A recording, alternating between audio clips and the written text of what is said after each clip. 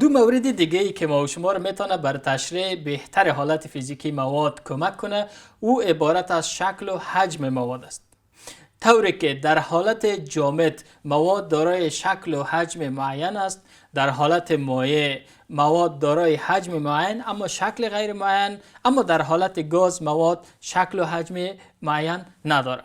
برای اینکه ما و شما بتانیم این دو مورد بهتر توضیح بدیم، ما و شما با یک ماده مایع و یک تعداد ظروف با اشکال مختلف، البته با یک اندازه معین، به خاطر که ما بتانیم نشان بدیم که حجم تغییر نمیکنه، و همچنان با یک جسم جامد و یک تعداد ظروف یا ظروفی که ما و شما بتانیم جسم جامد به خاطر نشان دادن تغییر شکلش در داخل از جای به جای بسازیم، و یک پوخانه ضرورت داریم تا بر تشریح حالت گاز از او استفاده کنیم.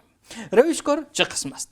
اول ما در یک ظرف که درجه بندی شدگی است، در یک سلندر 200 میلی لیتر آب در نظر گرفت. آبی که رنگی شده یا رنگ شده. چیکار میکنم؟ حجمش اندازه شده 200 میلی لیتر. من میگیرم این 200 میلی لیتر در یک ظرف دیگه انتقال میتونم. ببینیم چی تغییر میآید. این رو میندازم در یک فلاسک.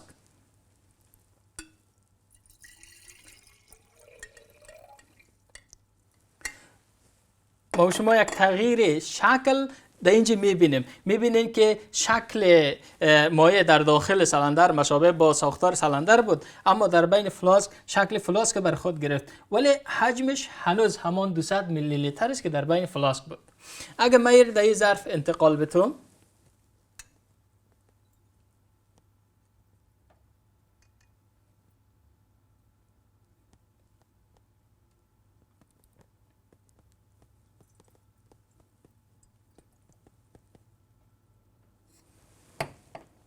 ما شما باز هم یک تغییر شکل میبینیم.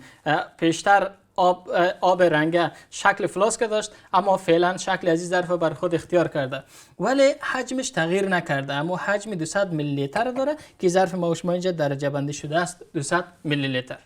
اگه ما بگیرم این آب رنگی رو در بین یک بوتل آب بندازم، ببینیم شکلش و حجمش چگونه تغییر میکنه یا نه.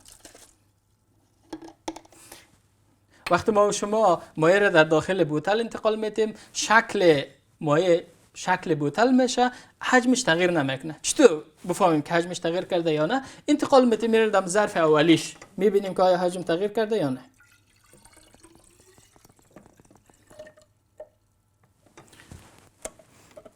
شما میبینید که با انتقال مایع از یک ظرف به ظرف دیگه شکلش تغییر کرد، ولی حجمش اما حجم اولی است. کدام تغییری در اینجا به میان نامد.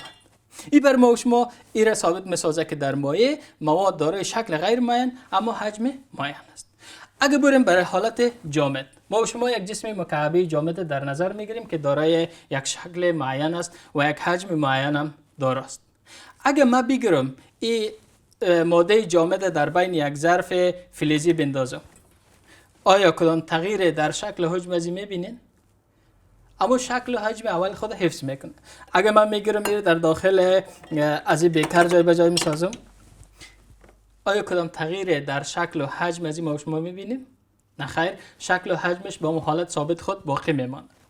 که با اجرای از این فعالیت ما شما میتونیم حالت جامد ماده را، یعنی تغییر شکل و تغییر حجم برای حالت جامد نشان بدیم. برای حالت گاز ما شما میگیریم یک پوخانه را یک اندازه هوا میتیم یا داخلش هوا رو جای به جای میسازیم، میبینیم که آیا شکل و حجم در حالت گاز چگونه است؟ متغیر است، ثابت. در حالت گاز مواد نه شکل معین داره و نه حجم معین داره.